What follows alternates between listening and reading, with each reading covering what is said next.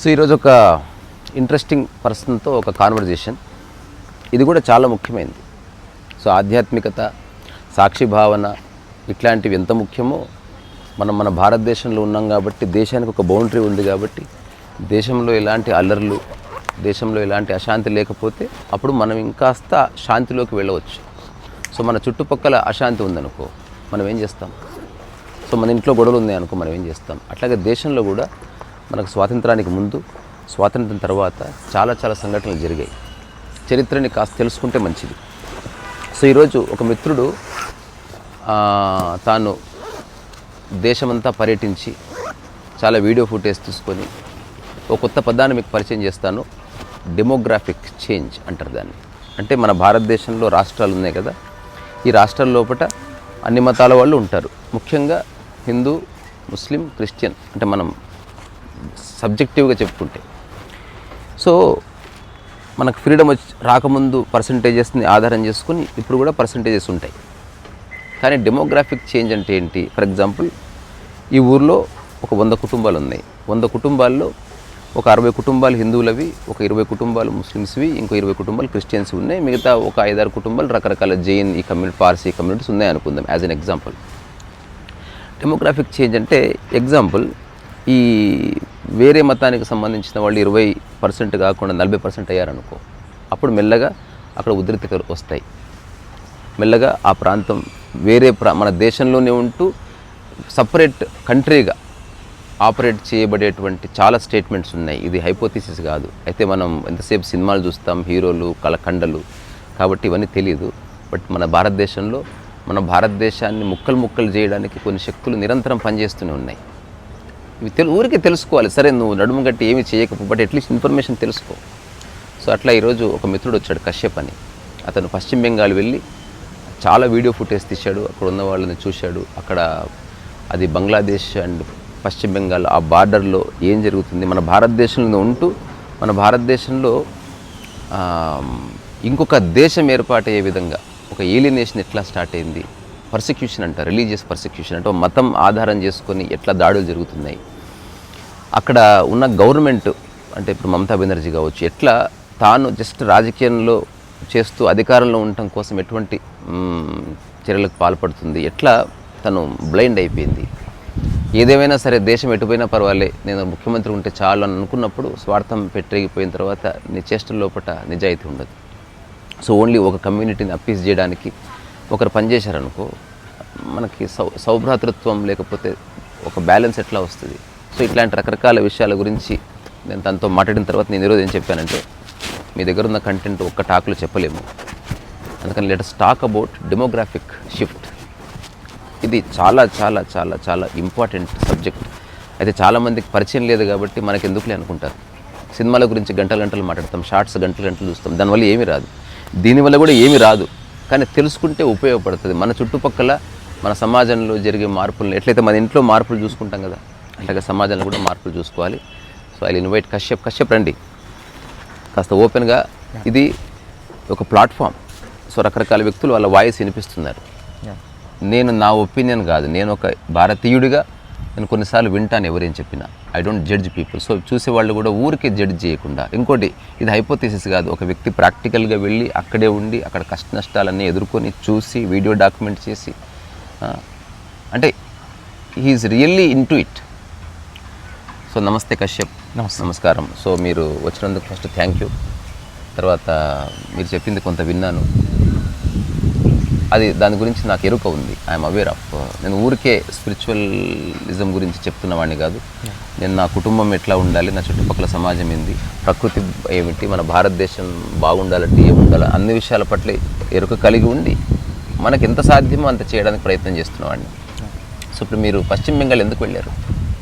పశ్చిమ బెంగాల్కు వెళ్ళడానికి ముఖ్య కారణం అంటే, మనకు ముర్షిదాబాద్ అనేటువంటి ప్రాంతంలో బెట్బునా, తర్వాత ధులియా, ఇటువంటి కొన్ని ప్లేసెస్లో, ఓవరాల్ పశ్చిమ బెంగాల్ మొత్తం, భారతదేశం మొత్తం కూడా మనకేంటంటే వక్ఫ్కు సంబంధించినటువంటి అమెండ్మెంట్ బిల్లుకు అది పాస్ అవుతున్నటువంటి సందర్భంలో రెచ్చగొట్టినటువంటి అల్లర్ల రీత్యా అక్కడ హిందువుల మీద విపరీతమైనటువంటి దాడులు జరిగాయి. నేనైతే పర్యటించినటువంటి ప్రాంతం బేట్ బునా అని చెప్పేసి ముర్షిదాబాద్ అనేటువంటి జిల్లాలో ఒక విలేజ్ అనమాట అండి.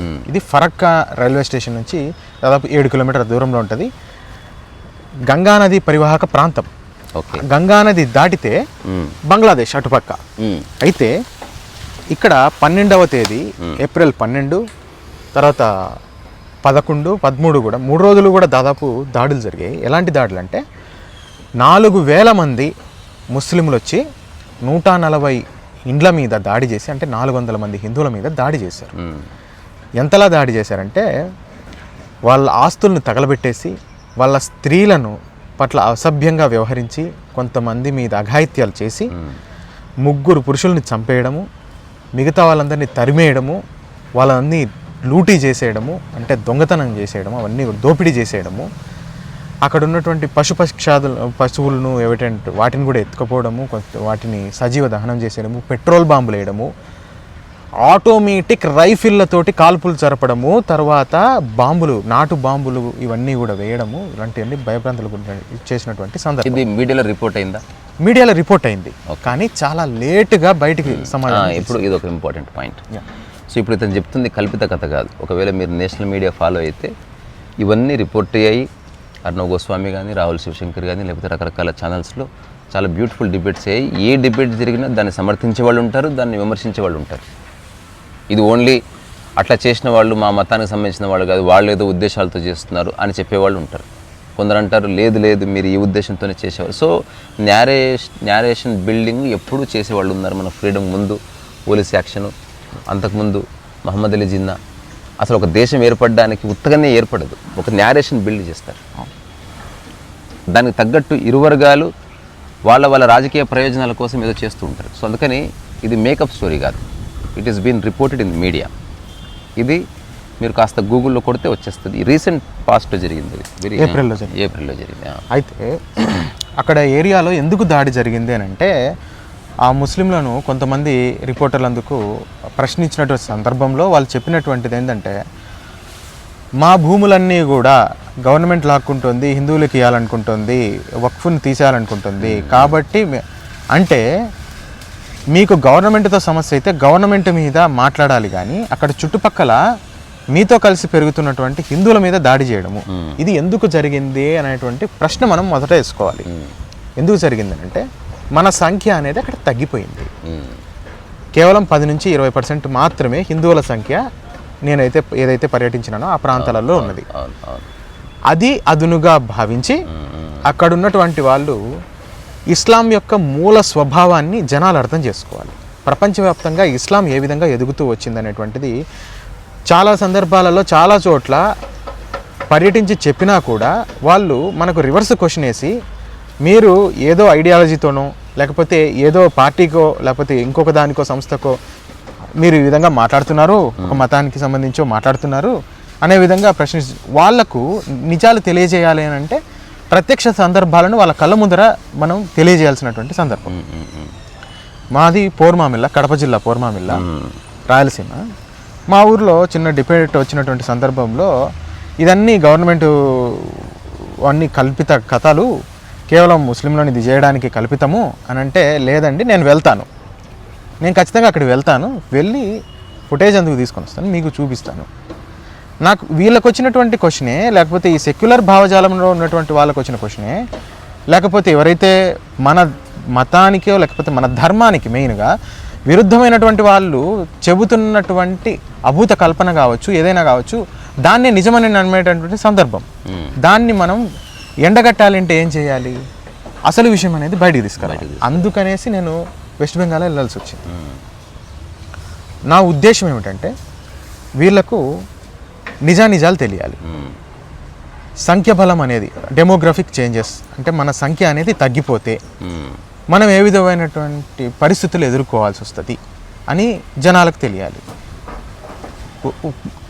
మన దేశానికి సంబంధించినటువంటి మతాల స్వభావం ఏ విధంగా ఉంటుంది, వాటి విస్తృతి, వాటి పరిధి ఏ విధంగా పెంచుకుంటూ వెళ్తాయి, దానికోసం ఎంతవరకు వెళ్తారు, అది జనాలకు అర్థం చేయకపోతే మనం అంటే సమస్యను అర్థం చేయకపోతే, అర్థమయ్యేలా చెప్పకపోతే సమస్య సాధన అనేది కుదరదు కదా.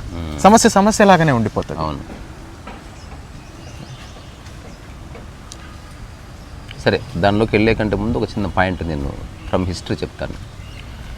మనకి ఫ్రీడమ్ రాకముందు మహమ్మద్ అలీ జిన్నా, ఆ తర్వాత జవహర్లాల్ నెహ్రూ, ఆ తర్వాత అటుపక్క మన మహాత్మా గాంధీ, వీళ్ళందరూ అసలు పాకిస్తాన్ అనే ఒక ప్రత్యేకమైన ప్రతిపత్తి గల ఒక మత ప్రాతిపదికన పరిపాలించేటువంటి దేశం కావాలి మాకు అని చెప్పిన తర్వాత అసలు ఎంతమంది పాకిస్తాన్ కావాలని కోరుకుంటున్నారు భారతదేశంలో ఉన్న ముస్లిమ్స్ అని ఓన్లీ ముస్లిమ్స్కి ఓటింగ్ జరిగింది, ఎక్స్క్లూజివ్ భారతదేశం అంతా. అవును. 95% of the Muslims supported Pakistan, the cause of Pakistan. 95%. దీన్ని బేస్ చేసుకుని మహమ్మద్ అలీ జిన్నా తన వాయిస్ని బలంగా వినిపించాడు. అవును. So 95% of Muslims want separate country. అవును. రీసెంట్గా ఆసిఫ్ మునీర్ పాకిస్తాన్ జనరల్ సింపుల్గా చెప్పాడు, మీరు వేరు మేము వేరు, మనం ఒక దగ్గర ఉండడం కుదరదండి అని చెప్పాడు. ఆ తర్వాతనే పెహల్గాం అటాక్ అయింది. అవును. అయితే ఇప్పుడు దీన్ని ప్రాతిపదిక చేసుకొని మన దగ్గర ఉన్న లీడర్స్ కూడా అరే 95% ఆఫ్ ద ముస్లిమ్స్ అందరూ యాక్సెప్ట్ చేస్తున్నారు కాబట్టి లెట్స్ గివ్ పాకిస్తాన్ అన్న తర్వాత ఇస్తే, పాకిస్తాన్ విభజించబడ్డ తర్వాత ఓన్లీ 30-40% మాత్రమే పాకిస్తాన్కి వెళ్ళారు. అంటే వాళ్ళ కాజ్ని వాళ్ళు ఓటింగ్లో చూపించుకున్నారు కానీ వాళ్ళు భారతదేశం వదిలిపెట్టిపోలే. అవును. అప్పుడు సర్దార్ వల్లభాయ్ పటేల్ ఏం చెప్పాడు, ఇక్కడే తప్పు జరుగుతుంది, అందరూ అటుపక్క వెళ్ళిపోండి, ఇటుపక్క హిందువులు ఉంటారు. అదర్వైజ్ భారతదేశానికి స్వాతంత్రం రాకముందు ఎటువంటి సిచ్యువేషన్స్ ఉన్నాయో ఫ్రీడమ్ వచ్చిన తర్వాత అలాంటి సందర్భాలే మళ్ళీ వస్తాయి. సో మీ బ్యాక్ యార్డ్లో ఉన్న పాము మిమ్మల్ని ఎప్పుడైనా కాటేయచ్చు అని ఆయన మనం చెప్పిన స్టేట్మెంట్ కాదు ఇది. ఇంటర్నెట్లో కొట్టండి వాట్ సర్దార్ వల్లభాయ్ అంటే ప్రతిదాన్ని విమర్శించే వాళ్ళు ఉన్నారనుకో, వాళ్ళకి దండేసి దండం పెట్టడమే. ఇంకా అటువంటి వాడికి ఏమీ చేయలేము. అంటే బ్లైండ్ అయితో గుడి థింగ్స్ మాట్లాడేవాళ్ళు. ఫ్యాక్ట్స్ మాట్లాడుకున్నప్పుడు we have to talk about facts. ఇంకోటి, మనం సజీవంగా ఉన్నాం, ఒక దేశంలో ఉన్నాం, మనకంటూ బౌండరీ ఉంది, దానికంటూ ఒక కాన్స్టిట్యూషన్ ఉంది, దానికంటూ కొన్ని ఎథోస్ ఉన్నాయి. అందుకని వాటిని అర్థం చేసుకోవాల్సిన అవసరం ఉంది. ఊరికే చాలామంది ఏం చేస్తారు, ఇప్పుడు అరే రీసా స్పిరిచువల్ పర్సన్ అనుకుంటే హిందూ మతం ముస్లిం అంటే పిచ్చోళ్ళు మీరు. అసలు అన్నిటికీ అతీతంగా మానవత్వం ఉంది, కాదనట్లే. కానీ ఎట్ ద సేమ్ టైం మన బ్యాక్ యార్డ్లో ఏం జరుగుతుంది, మన చుట్టుపక్కల వాళ్ళు ఏం చేస్తున్నారు, మనం ఉంటున్న ప్రదేశాల్లో ఎట్లాంటి మార్పులు చేర్పులు జరుగుతున్నాయి, ఇవి కూడా తెలుసుకోవాలి, కొంత అవేర్గా ఉండాలి. బ్లైండ్గా ఓన్లీ నేను ఆధ్యాత్మికవేత్తను, నేను సాక్షిగా ఉంటాను, సాక్షిగా ఉండే ఇవన్నీ చేయొచ్చు. సాక్షిగా ఉండడం అంటే అన్నింటినీ వదిలేసి పారిపోవడం కాదు. సో అందుకని ఇప్పుడు ఒక అక్కడ మమతా బెనర్జీ గురించి ఎట్లాంటి ఒక ఒపీనియన్ ఉంది? Mamata Banerjee winnowing again and again. అవునండి. మమతా బెనర్జీ తప్ప వేరే ఎటువంటి మనకు ఉన్నటువంటి అవకాశం లేదు అనేలా ప్రజల మైండ్ సెట్ను క్రియేట్ చేయడం ఒకటి. మమతా బెనర్జీకి సంబంధించిన టీఎంసీ పార్టీకి సంబంధించినటువంటి వాళ్ళు ఎవరైతే ఉన్నారో వాళ్ళు వాక్ చేద్దాం. మనకి ఎలా అంటే ఎలక్షన్లను సజావుగా జరగనివ్వరండి. ఎలక్షన్లకు వెళ్ళి అక్కడ ఓటు వేయాలన్నా కూడా సందేశకాలి జరిగింది. అవును, తెలుసు. ఇది కూడా మీడియాలో రిపోర్ట్ అయింది. ఇప్పుడు ఇతను చెప్తున్నది ఏది హైపోథెసిస్ కాదు. నేను everyday I follow international and national and regional debates. నేను కానీ తెలుసుకుంటాను, బికాస్ అన్కాన్షియస్గా బతకకూడదు, అయితే ఏ విధమైన ముసుగేసుకొని బతకూడదు. అయితే మమతా బెనర్జీకి సంబంధించినటువంటి వాళ్ళు ఏం చేశారనంటే, ఎవరైతే మమతా బెనర్జీకి విరోధంగా ఉన్నారో, అంటే మమతా బెనర్జీ పార్టీని జస్ట్ వ్యతిరేకించిన దానికి వాళ్ళ ఇండ్లకు మార్కులు వేసి, నల్ల రంగు బులుగు రంగు ఇట్లాంటి మార్కులు వేసి వాళ్ళ ఇండ్ల మీద ఎస్పెషల్లీ దాడులు చేసి రోడ్ల మీద అత్యాచారాలు చేశారు. వాళ్ళ ఆడవాళ్ళను వివస్త్రాలను చేశారు, వాళ్ళ దేహాలు ఖండించబడ్డాయి. ఇదంతా కూడా మమతా బెనర్జీ కనుసన్నలోనే జరుగుతూ ఉంది, మమతా బెనర్జీ తోటే జరుగుతూ ఉంది. ఎంత సొల్యూషన్ దీనికి సొల్యూషన్ అందరికీ తెలుసు. నేషనల్ మీడియాలో ఆనంద్ రంగనాథన్ లాంటి వాళ్ళు, సుధాంశు త్రివేది లాంటి వాళ్ళు పూర్తి ఫ్యాక్ట్స్ బేస్డ్, ఇప్పుడు మనమన్నా కొంచెం 100% వాట్ సర్దార్ పటేల్ సెడ్ అని చెప్పకపోవచ్చు, కానీ చాలా జ్ఞానం ఉన్న వాళ్ళు తల నెత్తి నోరు బాదుకొని చెప్తున్నప్పటికీ ఇది కాదు అని ఆపోజిట్ భావజాలాన్ని వ్యక్తపరిచే వ్యక్తులు ఉన్నారు. సో ఈ రెండు న్యారేషన్స్ స్ట్రాంగ్గా కొట్లాడుకుంటున్నాయి. అవునండి.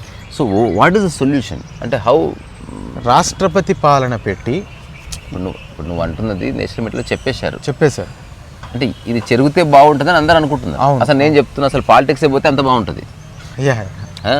అసలు మతం అనేది ఓన్లీ పర్సనల్ అయ్యి సమాజంలోకి వచ్చిన మతాన్ని తీసుకురావద్దు అని అందరూ తెలుసుకుంటే బాగుంటుంది. తెలుసుకోరు. But what is the solution? ఒక కామన్ మ్యాన్గా నువ్వు వెళ్ళావు, ఫుటేజ్ తీసుకున్నావు, ఈ విషయాన్ని చెప్తావు, నేను చెప్తాను, ఇలా చెప్పినందుకు నన్ను కొందరు కామెంట్స్ చేస్తారు, వీడు మారిపోయాడు అంటారు, ఇదంతా ఓకే. ఇది కాదు పాయింట్. చేంజ్ రావాలంటే సొల్యూషన్ ఏంటి? అది జరగవచ్చు, జరగకపోవచ్చు. What is the solution? హిందువులకు మతనిష్ట పెరగాలండి. మతనిష్ట ఎంత రీతిలో పెరగాలి అని అంటే, తమ మీదికి దాడి చేసే వాళ్ళు ఎటువంటి ఆయుధాలు ఉపయోగిస్తున్నారు, తమ మీదికి దాడి చేసేటటువంటి వాళ్ళు ఎటువంటి పద్ధతులను ఉపయోగిస్తున్నారు, అటువంటి పద్ధతులనే హిందువులు వాడడం మొదలుపెట్టాలి. ఎందుకనంటే నేను యాజ్ ఏ హోమియోపతిక్ డాక్టర్ నేను చెప్పొచ్చేది ఏంటంటే, likes are cured by likes అనేది మా ప్రిన్సిపల్. అంటే ముళ్ళును ముళ్ళుతోనే తీయాలనేది మా ప్రిన్సిపల్. అప్పుడు అందరికీ వస్తుంది కదా? రాదండి. ఎందుకనంటే మన ముళ్ళు స్ట్రాంగ్ అయినప్పుడు ఆ ముళ్ళు వెళ్ళిపోతుంది.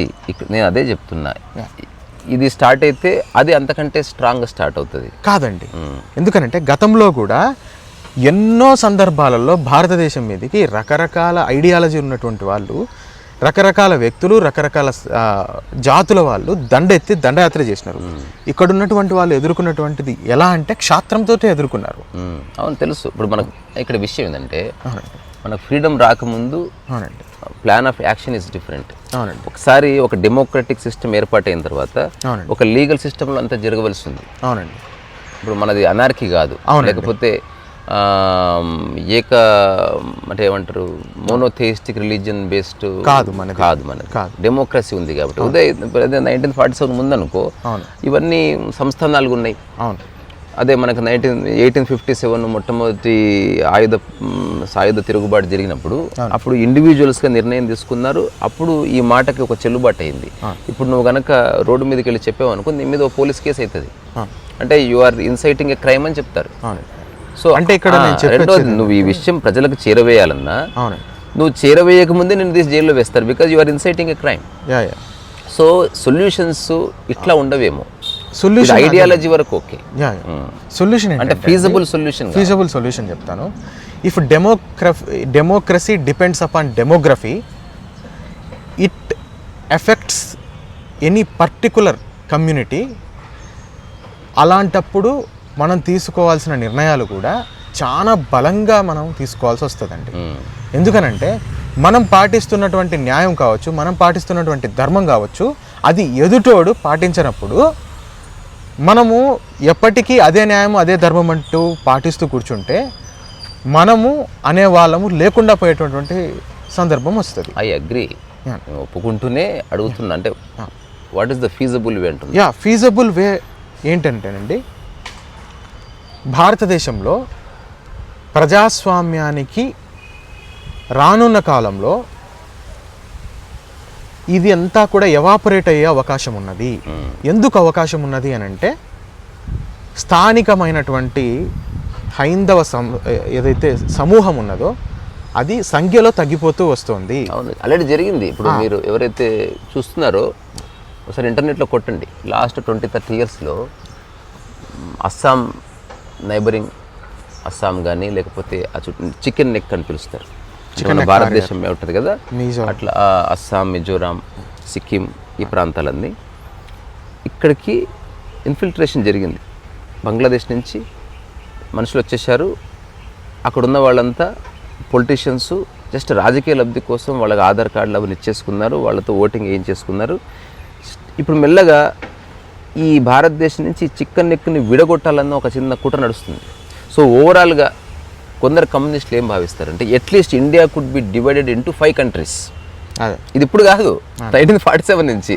రెండోది, ఏది ఏమైనా ఇది మేము చేసి తీరుతామనే వాళ్ళు కొందరు. ఏది ఏమైనా విడగొట్టకుండా ఒక్కటిగా ఉంచుతాం, దాంతోపాటు అఖండ భారత్ అనే కాంటెక్స్ట్ ఏదేమైనా ఒక్కటిగా కలుపుతాం. ఇప్పుడు మనసులు ఒక్కటిగా కలవనప్పుడు, మనసుల లోపల వైరుధ్యాలు, భావజాలాలు, వైషమ్యాలు ఉన్నప్పుడు ఒక్కటిగా ఉంటాం అనేది కలిపి, అంటే బలవంతంగా ఒక ఇద్దరిని ఎట్లా కలిపి ఉంచుతాం. అందుకని ఒక రావణ కాష్టం లాగా కాలుతుంది. సో అందులో ముఖ్యంగా మన ఫ్రీడమ్ మూమెంట్ అప్పుడు పశ్చిమ బెంగాల్ కానీ, ఆ తర్వాత అస్సాం కానీ, ఆ తర్వాత ఇక్కడ నిజాం పరిపాలన చోట కానీ, రాయగఢ్ కానీ, ఇట్లాంటి ప్రదేశాల్లో చాలా దారుణమైనటువంటి నేరాలు జరిగాయి. సరే ఇప్పుడు అదృష్టవశాత్తు మీడియా ఉంది కాబట్టి దగ్గర కెమెరా ఉంది కాబట్టి నువ్వు వెళ్ళి రికార్డ్ చేసుకొచ్చావు. ఇదే ఒక 50 ఏళ్ల క్రితం వరకు చూసి రావాల్సిందే. అవును, నువ్వు తీరా వచ్చినా ఎవడు చెప్పడు. మహా అంటే ఒక ఫోటోగ్రాఫ్ తీసుకొని రావచ్చు, లేదా ఒక ఆర్టికల్ రాయొచ్చు. సో ఇప్పుడు ఇంత ఎవ్రీడే లైవ్ చూపిస్తున్నా కూడా అవునండి ఇది తప్పు అని చెప్పేవాళ్ళు ఉన్నారు, దాన్ని సమర్థించే వాళ్ళు ఉన్నారు. ఇలా చేయడానికి రీజన్ ఉంది. అవునండి, ఇక్కడ ఎస్కేపింగ్ మెంటాలిటీ అనేది ఒకటి ఉంటుందండి. అంటే రెండు దిక్కులా ఈ నేరేషన్ వార్ఫేర్ నడుస్తుంది. అవునవును, అందుకని ఈ నేరేషన్ వార్ఫేర్ తోటి మనం ఎప్పుడూ కూడా మన సంఖ్య బలంగా ఉన్నంత వరకే మనం విజయం సాధించగలం. కానీ నేరేషన్ వార్ఫేర్లో మన సంఖ్య తగ్గిపోయినప్పుడు మేధస్సు ఈ క్షణం పెంచుకోసం సంఖ్యను ఎట్లా పెంచుతావు, సంఘటిత శక్తి ఎట్లా తీసుకొస్తావు, ఇది కదా ఛాలెంజ్. దీనికి ఒక సొల్యూషన్ ఉందండి. చెప్పు. శరీరంలో మనకు ఫారిన్ బాడీస్ ఎంటర్ అయినప్పుడు మనం ఏం చేస్తాం, యాంటీబాడీస్ డెవలప్ చేస్తుంది. డెవలప్ చేసి ఏం చేస్తుంది, ఎరాడికేట్ చేసేస్తుంది. దీనికి ఉన్నటువంటి సొల్యూషన్ కూడా ఏంటంటే నెయిదర్ వాళ్ళకు ఉన్నటువంటి ఆ హార్డ్వేర్లో నుంచి ఆ సాఫ్ట్వేర్ తీసేసి ఏదైతే ప్రకృతికి విరుద్ధం కాకుండా ప్రకృతితో అనుగుణంగా నడిచే సాఫ్ట్వేర్ను వాళ్ళ బ్రెయిన్లలో ఇంజెక్ట్ చేయడమా, లేకపోతే హార్డ్వేర్తో సహా బయటపడేయడమా? Who will do it? We will do it. How? నేను ఒక మాట చెప్తాను నీకు. అంటే ఇప్పుడు నేను గమనిస్తున్న వాడిగా అవునండి, ఒక విజిల్ బ్లోవర్గా చెప్తున్నా. అవునండి, చాలామంది ఎక్స్ట్రాడినరీ మైండ్ ఉన్నవాళ్ళు అవునండి, జస్ట్ ఆవేశపూరితమైన ఒక మాట అనడంతో అవునండి వాళ్ళు సమాజం నుంచి అవుట్కాస్ట్ చేయబడ్డారు. అవునండి, బికాజ్ ఆఫ్ లీగల్ సిస్టమ్. అవునండి, వాడే పోయిన తర్వాత వాడు చెప్పే మేధస్ అంతా పోయి బందీ అయిపోయాయి. దీనికి ఒక సిస్టమ్ ఉంది, మార్గం కావాలి. దీనికి ఒక సిస్టమ్ ఉందండి. ఇక్కడ ఎలాంటిది ఉందంటే పరిస్థితి, మొదట సెక్యులరిజం అనేటువంటి మైండ్ సెట్లో నుంచి బయటికి రావాలి. సెక్యులరిజం అనేటువంటి థాట్ ప్రాసెస్ ఏదైతే ఉందో అది ఆత్మ న్యూనతా భావంలోకి హిందువులను తీసుకుపోయి కూర్చోబెట్టింది. ఒక నిమిషం ప్లీజ్, డోంట్ ఇంటరప్ట్. ఎలా అంటే అండి, మనము ప్రకృతికి అనుగుణంగా నడుచుకుంటున్నాం. ప్రకృతికి అనుగుణంగానే మన వ్యవహార శైలి ఉంటుంది. ప్రకృతి ఉంటేనే మనము అనేటువంటి స్థితిలో మనం బ్రతుకుతుంటాం. కానీ ప్రపంచంలో ఏమైనా చేయొచ్చు, ఎవరినైనా బాధ పెట్టచ్చు, ఏది చేసినా కానీ నా మతం నన్ను అంగీకరిస్తుంది అనే శైలిలో కొంతమంది బతుకుతుంటారు. మరి వాళ్ళను మనము కరెక్ట్ అనేసి వాళ్ళను మనతో పాటు పెట్టుకోలేం కదా. ఒక విషపూరుగుని తీసుకొని వచ్చి మన పక్కన చెప్తున్నాయి, ఇది అందరికీ తెలుసు. సొల్యూషన్ అంటారు. ఇప్పుడు పీఠం మీద కూర్చున్న ఇప్పుడు బీజేపీ గవర్నమెంట్కి ఇదంతా తెలియదు అంటారా? ఖచ్చితంగా తెలుసు. వాళ్ళు కూడా అక్కడ చేస్తున్నటువంటిది చాలా తప్పు. ఏంటంటే ఎలక్షన్లో గెలుస్తాం అప్పుడు ఫార్మేషన్ చేస్తాం అని అనుకుంటున్నారు. కానీ ఆ లోపు హిందువులందరూ చనిపోతున్నారు. At the cost of what? దేని మూల్యానికి? మీరు అనుకున్నటువంటి ఏదైతే రాజ్యం ఏదైతే వస్తుందో అది ఎంత మూల్యానికి? అంటే ఇప్పుడు నీకెట్లా ఒక ఐడియా ఉందో, అవునండి, ఎదుటి వ్యక్తులు ఐడియా ఉంటుంది, వాళ్ళకి ఐడియా లేదండి. అట్లా ఎట్లా చెప్తావు? ఎందుకనంటే ఎక్కువ మందికి అదే ఐడియా వస్తే వాళ్ళకు కూడా అదే ఐడియా వస్తుంది. అంటే ఎక్కువ మందిని ప్రజలను అదే ఐడియా వైపు మనం మోటివేట్ చేస్తే ఆటోమేటిక్గా, ఇప్పుడు ప్రజాస్వామ్యం అన్నప్పుడు యథా ప్రజ తదా పాలక కదా. రాజరికం అన్నప్పుడు యథా రాజా తదా ప్రజ, అసెండింగ్ ఆర్డర్ ఉంటుంది. ఇది అంటే ఒక ఇన్వర్టెడ్ ప్రజలను బట్టి పరిపాలన ఉంటుంది, పరిపాలకుడు. సో ప్రజలలో అంతా కూడా జాగరూకత తీసుకురావాలి.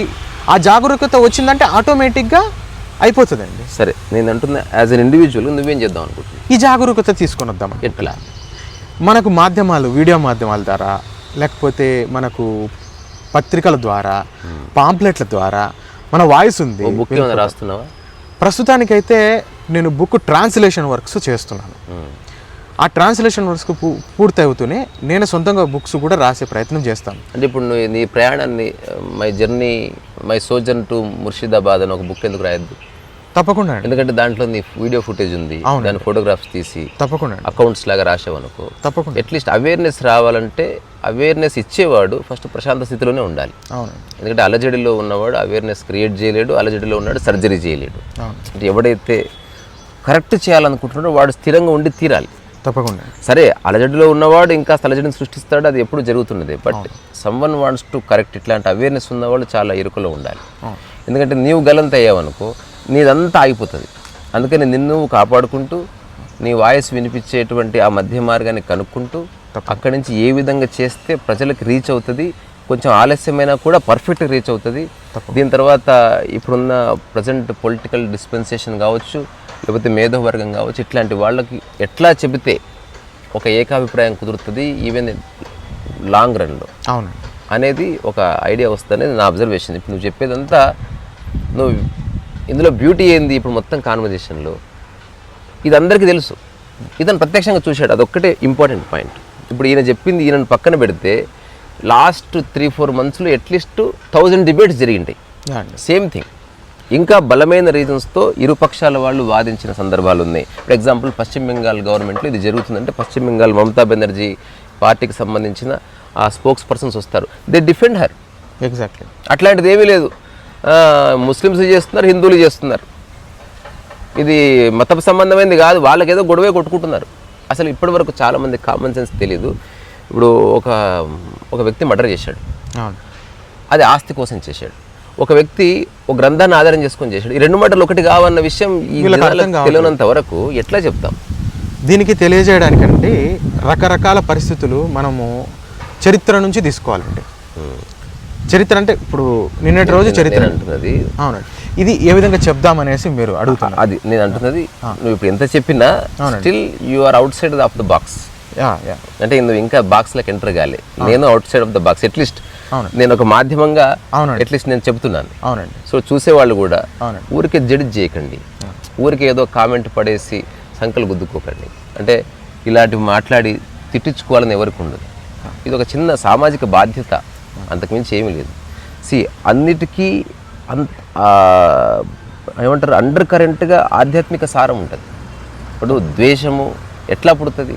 ఎవడో చెప్పిన మాటలు విని. సో మేము దాని గురించి మాట్లాడుతున్నాం. అంటే ఎంతసేపు కోర్ గురించి మాట్లాడినా సూపర్ఫిషియల్గా ఏం జరుగుతుంది అది కూడా తెలుసుకోవాలి.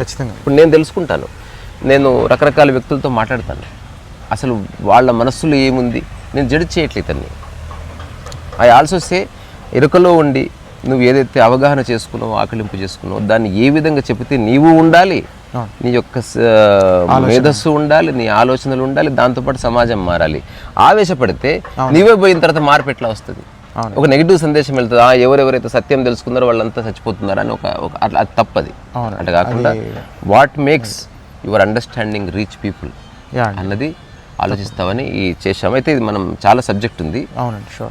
ఈరోజు ఆ విజువల్స్ లేకుండా ఇది అప్లోడ్ చేస్తాను. Let people listen. తర్వాత కశ్యప్ అక్కడ వెళ్ళి చూశాడు తన కళ్ళతో, తన దగ్గర వీడియో ఫుటేజ్ ఉంది, మీరు చూస్తే ఆశ్చర్యపోతారు. అంటే ఎవిడెంట్ అయినా సరే రాజు గుడివాడు అనుకో, ఏం చేస్తాం? అది ప్రాబ్లం.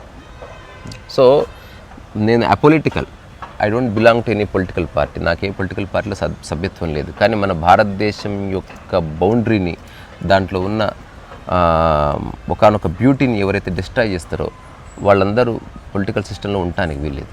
సో ఏ రాజకీయం అయితే మనకి ఉపయోగపడుతుందో అదే రాజకీయం మన దేశాన్ని నాశనం కూడా చేస్తుంది, బికాజ్ ఆఫ్ ఐడియాలజీస్. ఎగ్జాక్ట్లీ. స్ట్రాంగ్గా తర్వాత ఇప్పుడు నేను గెలవాలనుకుంటే నాకు ఈ ప్యాక్ ఆఫ్ ఓట్స్ కావాలి, అప్పుడు వాళ్ళు ఏం చెప్పినా ఒప్పుకోవడం, అది సత్యమా, ధర్మమా, అధర్మమా, అరే మన కమ్యూనిటీకి ఏమైనా ప్రాబ్లం వస్తుందా, అందరూ కలిసి జీవించాలి. ఇక్కడ ఎవరు ఎక్కువ కాదు తక్కువ కాదు. అవునండి. కానీ సమ్హౌ మనకు ఫ్రీడమ్ వచ్చిన దగ్గర నుంచి ఈ చిన్న డ్రామా నడుస్తుంది. ఇది ఎవరికి వాళ్ళు సరదాగా షార్ట్స్, లేకపోతే సినిమాలు, నెట్ఫ్లిక్స్లో హీరోలు, లేకపోతే సక్సెస్ మీట్లు, వాటితో పాటుగా అంతకంటే ఎక్కువ important you should be knowing about current affairs. అసలు ఏం జరుగుతుంది, ఎగ్జాక్ట్లీ మన భారతదేశం ఎవ్రీ కపుల్ ఆఫ్ మంత్స్కి ఎట్లా షిఫ్ట్ అవుతుంది. మనం ఇక్కడ హైదరాబాద్లో సేఫ్ ఉన్నాం అనుకో, మనం జస్ట్ 1000 కిలోమీటర్ల అవతలకి వెళ్తే అక్కడ రావణ కాష్టం రగులుతుంది. మణిపూర్లో సంథింగ్ ఈజ్ హ్యాపెనింగ్. ఇక్కడ పొలిటికల్ పార్టీస్ అని కాదు, this is what is happening అని అట్లీస్ట్ తెలుసుకోండి. ఊరికే నాది మతం కాబట్టి నేను విమర్శిస్తాను, మాది పొలిటికల్ పార్టీ కాబట్టి విమర్శిస్తాను, అట్లా కాకుండా look in to the matter. నేను అక్కడ జరుగుతుంది, మీరు డిస్కస్ చేస్తున్నారు, ఓకే. అంటే మీరు ఏం చెప్పదలుచుకున్నారు? రేపు ఇక్కడ కూడా జరుగుతుంది అలా అంటే నేను చెప్తాను. ఇప్పుడు భారతదేశం అనేది మన దేహం అనుకోండి. మన దేహంలో చేతికి జబ్బు వచ్చింది అని అంటే నాకు రాలేదని కాదు కదా, నాకు మొత్తానికి వచ్చినట్టు, as a holistic approach. So అక్కడ రోగం బాగు కాకపోతే దేశానికి పట్టిన రోగం కూడా బాగు కానట్టే, అంటే దేహానికి పట్టింది కూడా బాగు కానట్టే. సో అది నేను ఖచ్చితంగా భారతదేశం అంతా ఒక బాడీ అనుకుంటే ఎక్కడ డ్యామేజ్ స్టార్ట్ అయినా అది దాని యొక్క విషయం బాడీ అంతా పాకుతుంది అన్నది ఇతను చెప్తున్నది. So beware of your surroundings, చుట్టుపక్కల ఏం జరుగుతుందో తెలుసుకోండి. ఊరికే మా ఇంట్లో బాగుంది, మాది మంచి కుటుంబము అట్లా కాదు. భారతదేశం అంతా కూడా ఒక కుటుంబమే, because we have a boundary లేకపోతే అసలు నథింగ్ మ్యాటర్స్. ఇప్పుడు ఎటన్నా పోవచ్చు, మనం ఈ దేశం దాటి ఇంకో దగ్గరికి పోలేం, అందుకని ఈ రాష్ట్రం దాటి ఇంకో దగ్గరికి పోలేం, ఎక్కడైనా నియమాలు ఉంటాయి. సో రాష్ట్రం బాగుండాలి, మన గ్రామం బాగుండాలి, దేశం బాగుండాలంటే అందరి మైండ్లు చక్కబడాలి. దానికి ఆధ్యాత్మికత ఖచ్చితంగా ఉపయోగపడుతుంది. కానీ అందరూ అక్కడ ఉండరు. 90% ఆఫ్ ద పీపుల్ రకరకాల మతాలు, కులాలు ఇట్లాంటి గొడవల్లో పడతారు. అందుకని ఒక అవేర్నెస్ కోసం ఇతను పోరాడుతున్నాడు. దాన్ని అవేర్నెస్ పాయింట్ ఆఫ్ వ్యూలో ఈ వీడియో కూడా చేస్తున్నా, అంతేనా? సో అందుకని ఊరికే వినండి, కామెంట్ మామూలుగా అయితే వీడియో కామెంట్ చేయండి, లైక్ చేయకండి, కామెంట్ చేయకండి. Just listen and you also do some research and observe the world, observe the people around you. అక్కడి నుంచి టేక్ ఎ స్టాండ్. ఇక్కడ ఎవరిది తప్పు ఎవరిది రైట్ అని కాదు. మన భారతదేశంలో స్వాతంత్రం కోసం పోరాడుతున్న సమయంలో సుభాష్ చంద్రబోస్ స్వాతంత్రం కోసం పోరాడాడు, అతను వేరే మార్గం ఎంచుకున్నాడు. మహాత్మా గాంధీ స్వాతంత్రం కోసం పోరాడు, అతను అహింస అన్నాడు. ఇంకొకరు స్వాతంత్రం కోసం పోరాడు, ఒకరు ప్రాణత్యాగం చేశారు. అందరూ స్వాతంత్రం కోసమే, కానీ ఒక్కొక్కరు ఒక్కొక్క విధంగా దాన్ని పర్సీవ్ చేశారు. అట్లా ఇతను ఈ విధంగా పర్సీవ్ చేశాడు, నేను ఈ విధంగా పర్సీవ్ చేస్తున్నా. అందరూ కోరుకునేది మంచే, కానీ ఆ మంచిని తీసుకురావడానికి ఒకడు గుద్దాడు, ఒకడు అలిగాడు, ఒకడు ధర్నా చేశాడు. రకరకాల పద్ధతులు ఉన్నాయి. సో మనం ఈ విషయం గురించి ఎలాబొరేట్గా తప్పకుండా మళ్ళీ మాట్లాడుకుందాం. తప్పకుండా తర్వాత నీ ఫుటేజ్ ఏదైతుందో దాన్ని చిన్న చిన్న క్లిప్స్గా చేసి నాకు ఒక వీలైతే ఎవరి దగ్గర నాకు వెళ్ళి ఒక 15-minute వీడియో ఒకదాని పక్కన ఒకటి పెట్టి ఎడిటింగ్ చేసి పంపించు ఒక క్లిప్. షూర్. అది నేను డౌన్లోడ్ చేసుకుని నెక్స్ట్ టైం మనం ఒక కాన్వర్జేషన్ చేద్దాం ఆ పాయింట్ ఆఫ్ వ్యూతో. అది వెనుక కనిపిస్తున్నది ఏమిటి, అది ఎందుకు నువ్వు షూట్ చేసావు, అక్కడ నీకు ఎదురైన సంఘటనలు ఏమిటి, సందర్భాలు ఏమిటి, దీనివల్ల నువ్వు తెలుసుకున్నది ఏమిటి, ఒకవేళ నువ్వు భవిష్యత్తులో చేయాలనుకుంటే ఆ కార్యాచరణ ఏమిటి, లేదా నువ్వు ఏదైనా చేయాలనుకుంటే నీకు ఎవరెవరు సహాయం చేస్తారో వాళ్ళని నువ్వు ఎట్లా చేరుకోవాలి. ఇప్పుడు అందరు నువ్వు వెళ్ళిన ప్రతి వ్యక్తి, మీ ఇంట్లో ఉన్న వ్యక్తులు నీకు కోఆపరేట్ చేయకపోవచ్చు, ఐఎమ్ వెరీ షూర్. అంత మాత్రం చేత వాళ్ళని ద్వేషించక్కర్లే, మళ్ళీ మనం అది చట్టంలో పడకూడదు.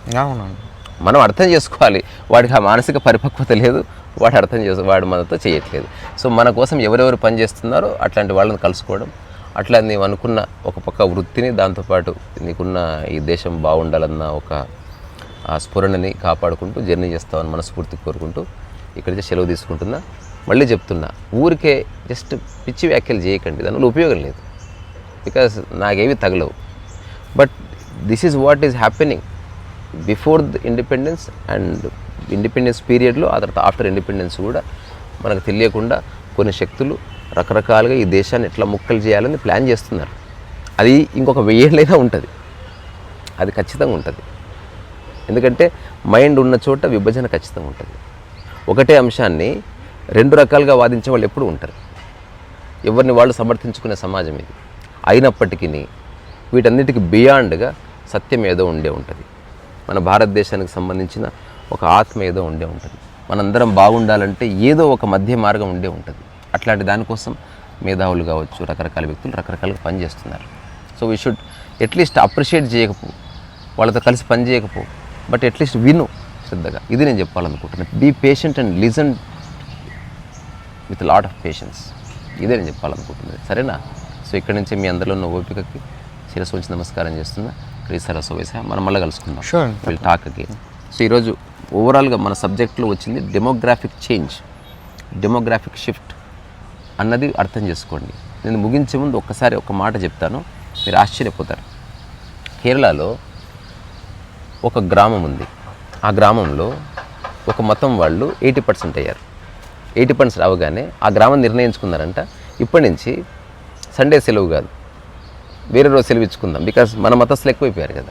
ఏజ్లో 80% మంది ఒక మతం వాళ్ళు పెరిగితే ఇక మన మతం వాళ్ళు ఉన్నారు కాబట్టి మనకు తగ్గట్టుగా మార్చుకుందామని వాళ్ళు ఆపరేట్ చేస్తే అప్పుడు మళ్ళీ కోర్టులో కేసు వెళ్ళిన తర్వాత అట్లా నథింగ్ జాంతానే అని మళ్ళీ డెమోక్రటిక్ సిస్టమ్ వచ్చి అట్లా కుదరదని చెప్పేశారు. అంటే ప్రయత్నం చేసేవాళ్ళు ప్రయత్నం చేస్తూనే ఉంటారు, దాన్ని ఆపేవాళ్ళు ఇట్లాంటి వాళ్ళు దాన్ని ఆపుతూనే ఉంటారు. ఈ రెండింటి మధ్యన ఎప్పుడు ఇదేమంటారు దాన్ని, అది క్షీరసాగర మదన నడుస్తుంటుంది. అట్లా టగ్ ఆఫ్ వార్ ఎప్పుడు ఉంటుంది. ఇంకొక 1000 ఏళ్ళైనా మన భారతదేశము లేదా ప్రపంచ దేశాలు యుద్ధము ఉంటుంది, సంఘర్షణలు ఉంటాయి, ఈ మతాలు ఉంటాయి, గొడవలు ఉంటాయి.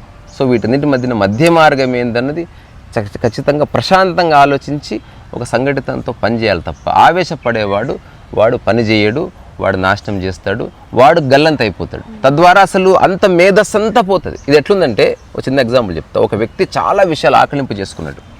ఆకలింపు చేసుకొని ఆ తర్వాత రోడ్డు మీదకి వచ్చి హఠాత్తుగా ఆవేశం వచ్చి ఒకరిని పొడి చేశాడు. ఇప్పుడు వాడిని తీసి జైలు వేస్తే ఇప్పుడు వీడు 20 సంవత్సరాల మేధస్సంతా పోయి జైల్లో పడ్డాడు. అందుకని ఎప్పుడు ఆవేశపడకూడదు. పని చేసేవాడు సర్జన్ లాగా ఉండాలి. రిలాక్స్గా మెల్లగా స్టెప్ బై స్టెప్ దానికి ఉపయోగపడే వ్యక్తులు ఎవరు, దీన్ని ఎట్లా తీసుకెళ్ళాలి, ఒకవేళ మాట్లాడితే ఎట్లా ఇవన్నీ తెలుసుకోకుండా చేసామనుకో చెప్పేవాడే ఉన్నప్పుడు ఇంకా ఉద్యమం ఎట్లా ఉంటుంది. అందుకని చాలా కేర్ఫుల్గా డీల్ చేయాల్సిన అంశం ఇది. ఇది ఆవేశపడే విషయం కాదు. ఇది ఏంటంటే మన కుటుంబ విషయం అనుకో ఏదో ఒకటి చెప్తే ఆగిపోతుంది, అయిపోతుంది. ఇది ఒక దేశము, చాలామంది ఉన్నారు, అగెనిస్ట్గా ఫైట్ చేసేవాళ్ళు ఉన్నారు, ఫర్గా ఫైట్ చేసేవాళ్ళు ఉన్నారు. ఇది కుదరదు అట్లా. అట్లీస్ట్ అంటే నా విజ్ఞత ఏం చెప్తుంది, తప్పకుండా చేయాలి, తప్పకుండా అవేర్నెస్ రావాలి, తప్పకుండా పుస్తకాలు రావాలి, తప్పకుండా రకరకాల వేదికల మీద మాట్లాడాలి. కానీ you should know the legal setup, constitution, నీ రైట్స్ ఏంది, నీకు ఎంతవరకు పరిధి ఉంది, యాజ్ ఎ పర్సన్కి ఎంత ఉంది, యాజ్ ఎ సంస్థకి ఎంత ఉంది, యాజ్ ఎ పొలిటికల్ పార్టీకి ఎంత ఉంది, ఇవి తెలుసుకోకుండా చేసావనుకో చెప్పేవాడే ఉండనప్పుడు ఇక ఆ ఉద్యమం ఎట్లా ఎంత ట్రై చేస్తే. ఇప్పుడు మనం కామన్ మ్యాన్, అతను ఒక ధనిక కుటుంబంలో పుట్టి, ఒక బెంగాల్ ఫ్యామిలీలో పుట్టి, మహాత్మా గాంధీ, సుభాష్ చంద్ర, లాలా ఇట్లాంటి గొప్ప గొప్ప, మన సర్దార్ వల్లభాయ్ పటేల్ లాంటి గొప్ప గొప్ప ఉద్దండుల ఫ్రెండ్షిప్ ఉన్నా నాకు మీతో పొసుకుతలేదురా బాబు అని పక్కకి ఎందుకు వెళ్ళిపోయాడు? వాళ్ళకి చెప్పలేడా? మరి ఇప్పుడు నువ్వు అన్నట్టుగా చెప్పలేరా? కొన్నిసార్లు నా భావజాలం నాకుంది, నీ భావజాలం నీకుంది, అసలు చర్చనే జరగదు. అందుకని మధ్య మార్గం ఎప్పుడు వెతకలాలి. అరే నువ్వు చెప్పింది కరెక్ట్గా, నేను కూడా చెప్పింది విను అని చెప్పాలి. నేను చెప్పింది ఒప్పుకోకు బట్ విను అని చెప్పాలి. అంతేగాని నువ్వు విని తీరాలంటే నేను విననంటాడు వాడు. ఇది ఇప్పుడు కాదు, ఇప్పుడు వాళ్ళు ఎందుకు కలిసి పని చేయలేకపోయారు? అండి ఇక్కడ మనం ఇంకోటి కూడా గమనించుకోవాలి. నేను వెస్ట్ బెంగాల్ వెళ్ళడానికి ప్రధాన కారణం కూడా ఏంటంటే, మొత్తం దేశానికి స్వతంత్రం ఇవ్వడానికి కారణం నథింగ్ బట్ సుభాష్ చంద్రబోస్. చాలా మటుకు మళ్ళీ నేను అదే చెప్తున్నా. ఇప్పుడు ఇది ఒక నేరేషన్. కాంగ్రెస్ పార్టీ వాళ్ళని అడుగు, ఈ నేరేషన్ రాంగ్ అని చెప్తారు. వాళ్ళతోటి నేను చెప్పేది ఏది సత్యమో ఎట్లా చెబుతావు? సత్యం. క్లెమెంట్ అట్లీ అనే ఒక బ్రిటిష్ ప్రైమ్ మినిస్టరు ఒకవేళ ఈ మాట చెప్పకపోతే ఇది ఎవరు నీకు బలమే లేదు ఆ స్టేట్మెంట్కి. అంటే ఇప్పుడు ఆయన చెప్పింది గాస్పెల్ ట్రూత్ ఎందుకే? Because of the India got freedom just because of Subhash Chandra Bose naval mutiny అని చెప్పాడు. ఓకే, నేను అంటున్నది ఎవరెవరైతే సుభాష్ చంద్రబోస్ లైక్ చేశారో వాళ్ళు ఈ స్టేట్మెంట్ పట్టుకున్నారు. అవునండి. మిగతా వాళ్ళు సుభాష్ చంద్రబోస్ లైక్ చేయని వాళ్ళు క్లెమెంట్ అట్లీతో డబ్బులు ఇచ్చి తెప్పించుంటారు, మాకు సంబంధం లేదు, ఓన్లీ బికాస్ ఆఫ్ నేను అది కూడా చెప్తానండి. నువ్వు చెప్పినా నేను వినకపోతే ఏం చేస్తావు అంటుంది. దానికి ఆన్సర్ దానికి అంటే ఇప్పుడు నేను అది సత్యమని నేను నమ్మడానికి గల కారణాలు ఏంటో నేను వాళ్ళ ముందర పెట్టాలి కదా. రామాయణం చూసుకోవచ్చు, మహాభారతం చూసుకోవచ్చు, అంతకుముందు జరిగినటువంటి ఏవైతే ఉన్నాయో సత్యాన్ని కానీ అక్కడ ఉన్న ధర్మాన్ని ఎస్టాబ్లిష్ చేయడానికి జరిగినటువంటి ఏవైనా కావచ్చు, అది పోరాటంతోనే జరిగినాయి కానీ చెప్పేసి సత్యాగ్రహమో లేకపోతే ఒక చెంప మీద కొడితే ఇంకో చెంప మీద చూపించడమో అది మన పురాణాలలో ఎక్కడ లేదు. సో నేను ఆ పురాణాలు తర్వాత ఈ మన భారతదేశంలో జరిగినటువంటి సంఘటనలు ఇవన్నీ అంటే వీటన్నిటి ఫాలో అవుతూ వచ్చినా కాబట్టి నేను నమ్మేది ఏంటంటే, నేను నమ్మడం అని కూడా కాదు, మళ్ళీ నాకు సత్యం అనిపించింది ఏంటంటే సుభాష్ చంద్రబోస్ జరిపినటువంటి సాయుధ పోరాటం వల్లనే ఇక్కడ మనకు స్వతంత్రం వచ్చింది. సో అటువంటి అద్భుతమైనటువంటి వ్యక్తి పుట్టినటువంటి ఒక నేలకు ఈనాడు అక్కడ ప్రజలకు ఇబ్బందులు వస్తాయి, అక్కడ ఉన్న హిందువులకు ఇబ్బందులు వస్తే దేశం మొత్తంలో ఉన్న హిందువులు ఏకం కాకపోతే ఎలా అనేది నాకు కరెక్ట్. నేను కాదనట్లే, 100% యాక్సెప్ట్ చేస్తూ what is that middle path. ఇప్పుడు పశ్చిమ బెంగాల్లో ఉన్న ప్రజలు ఎట్లా ఎడ్యుకేట్ కావాలి? వాళ్ళు ఎడ్యుకేట్ అవుతున్నారండి, కాకపోతే వాళ్ళకు ఎక్స్టర్నల్ నుంచి సపోర్ట్ కావాలి, వాళ్ళ ఎక్స్టర్నల్ నుంచి వాళ్ళకు సోర్స్ కావాలి, వాళ్ళకి ఎక్స్టర్నల్ నుంచి నన్ను అక్కడ అవుట్ ఆఫ్ దిస్ కెమెరా నేను చాలామంది అడిగింది అంటే, మీరు ఏ విధంగా మాకు సహాయపడతారో, మాకు తినడానికి డబ్బులు ఉన్నాయి, అవన్నీ ఇబ్బంది లేదు, కానీ మాకు స్వతంత్రం కావాలి, ఇక్కడ మాకు ఇప్పుడు స్వతంత్రం లేదు, అటువంటి దానికి మీరు మీ క్షాత్రంతో ఏ విధంగా సహాయపడతారు అనేది చాలామంది అడిగినటువంటి సందర్భం. I agree. చాలామంది మళ్ళీ they are not belong to ఒక organization. Every individual mind has their own tendencies. అవునండి. నేను దాన్ని సపోర్ట్ చేయను. ఒకడు అంటాడు పోదంపా వేసేద్దాం అనొచ్చు, అది ఒకడికి అది నచ్చితే వాడు పోదంపా అనొచ్చు.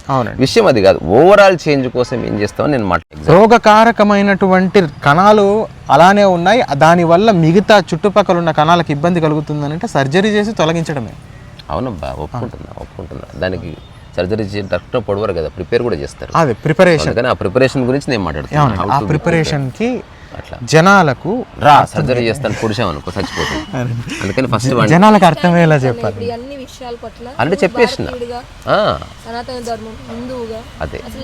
అంటే అసలు ఏ దేశంలో అయినా సరే రియల్ చేంజ్ ఎక్కడొస్తుంది? డబ్బు ఉన్న వాళ్ళ వల్ల రాదు, ఆవేశపడే వాళ్ళ వల్ల రాదు, మేధోవర్గం వల్లనే చేంజ్ వస్తుంది. కానీ మేధోవర్గం వల్లనే డ్యామేజ్ కూడా అవుతుంది. అవునండి. అంటే రెండు understandings. Double edged as an ఇండివిజువల్గా stop speaking for some time, ఒక సంవత్సరం టేక్ ఎ బ్రేక్. ఈ సంవత్సరంలో అసలు నెక్స్ట్ 50 ఏళ్ళు పని చేయాలంటే కార్యాచరణ ఏందనేది ఫస్ట్ కూర్చొని ఆలోచించు. నేను ఆలోచించాను, నేను చేస్తున్నా ఆల్రెడీ. నాకు ఇప్పుడు ఆవేశం లేదు. అంటే నువ్వు నన్ను ఎంత రెచ్చగొట్టినా నేను ఆవేశపడను. బికాజ్ ఆవేశం వల్ల సొల్యూషన్ రాదన్నది నాకు 100% తెలిసింది. ఆవేశం వల్ల అలజడి వస్తుంది, ఆవేశం వల్ల తాత్కాలికంగా ఏదో జరిగినట్టు కనిపిస్తుంది, కానీ అంతా మర్చిపోతారు, మాటలు గాల్లో కలిసిపోతాయి. ఆవేశపడేవాడిని తీసి ఎలిమినేట్ చేస్తారు, ఎగ్జిక్యూట్ చేసి పంపించేస్తారు. వాడే లేకపోతే అసలు విషయం లేదు కదా. ఇప్పుడు భర్త ఉంటేనే సంసారం ఉంది, మొక్క దొక్కుతున్నా బిడ్డ.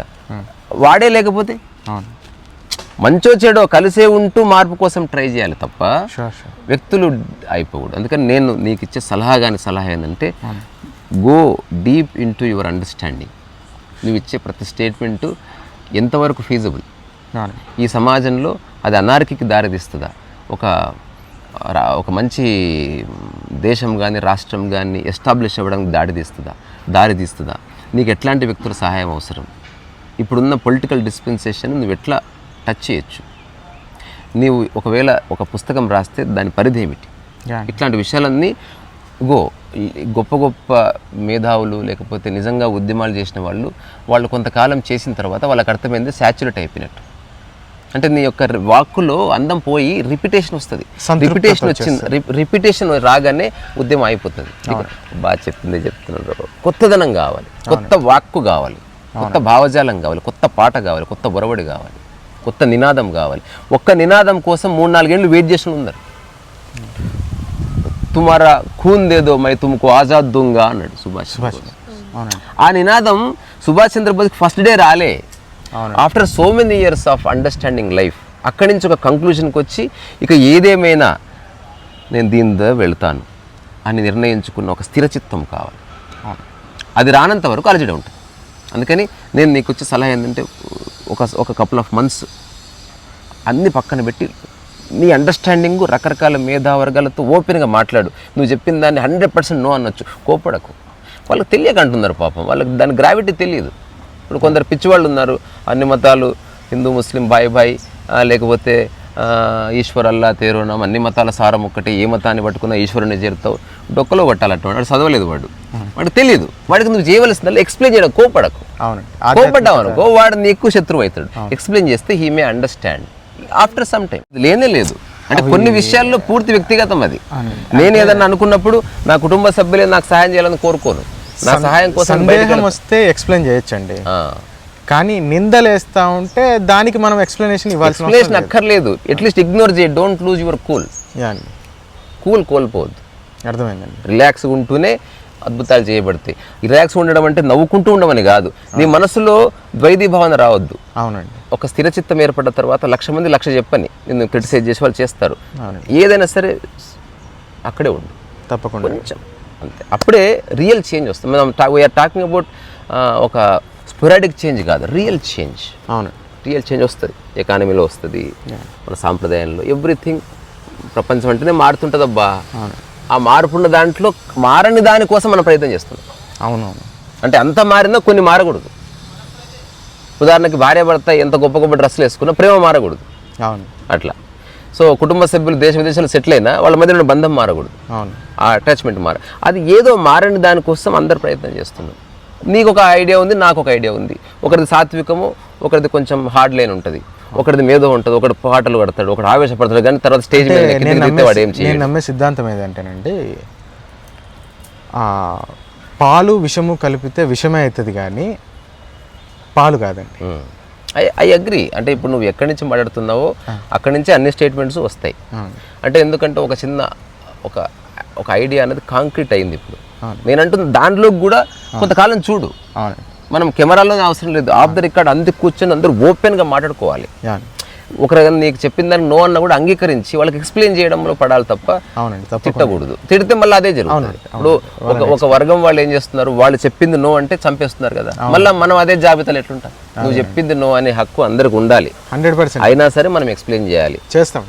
అప్పుడే రియల్ చేంజ్ వస్తుంది, లేకపోతే తాత్కాలికమైన చేంజ్ వస్తుంది, అది నిలబడదు, అది అనార్కిక్ దారి. వాళ్ళకు ఏ విధంగా ఎక్స్ప్లెయిన్ చేయాలి అనేటువంటి అందుకని నా అన్ని సలహా దారులు ఏంది, నీ వెతుకుతానండి. ముర్షిదాబాద్కి సంబంధించిన ట్రావెలింగ్ ని ఒక ట్రావెలాగ్ రాయి 100 పేజీల పుస్తకం, paragraph paragraph paragraph paragraph paragraph కథ రాయకు. This is what happen. తప్పకుండా దాన్ని పబ్లిష్ చేయి. అట్లీస్ట్ పీపుల్ 100 మందిని చదువుతారు, they will understand the gravity of the situation. ఎంత మాట్లాడతావు, ఎంత మాట్లాడినా ఓ భగవద్గీత ఉంది, ఇంకా చెప్పేవాడు వెళ్ళిపోయిన తర్వాత పుస్తకం మిగిలింది, అది చాలా క్వాలిటేటివ్ బుక్గా మనందరం చదువుతున్నాం. అట్లా చెప్పలేం ఎవరి రాతలో ఏ శక్తి ఉంటుందో, ఎవరి వాక్కులో ఏ మహత్వం ఉంటుందో మనకు తెలియదు. అందుకని I wish you all the best. And సమాజం బాగుండాలని నువ్వు ఆలోచిస్తున్నావు, సమాజం బాగుండాలి, సమాజంతో పాటు సమాజంలో ఉన్నది మనుషులే కాబట్టి వాళ్ళ మనసులు బాగుండాలని నేను ఒక ఉద్యమం చేస్తున్నా, ఒక చిన్న ప్రయత్నం, సరదా ప్రయత్నం. తప్పకుండా ఏదేమైనా I see lot of change in the human minds and I wish for the best. ఎవరు చేసినా దాన్ని అంగీకరించవలసిందే. సో ఇక్కడి నుంచే మీ అందరికీ శిరస్సు నమస్కారం చేస్తున్నా. రీసారా సుబైసహా.